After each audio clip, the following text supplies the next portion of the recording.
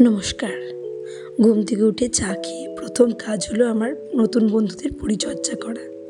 ওদেরকে দেখলে মনটা এক নিমেষে আনন্দে ভরে ওঠে। আজ একটা ছোট্ট গল্প আপনাদের সকলের সঙ্গে ভাগ করে নিই।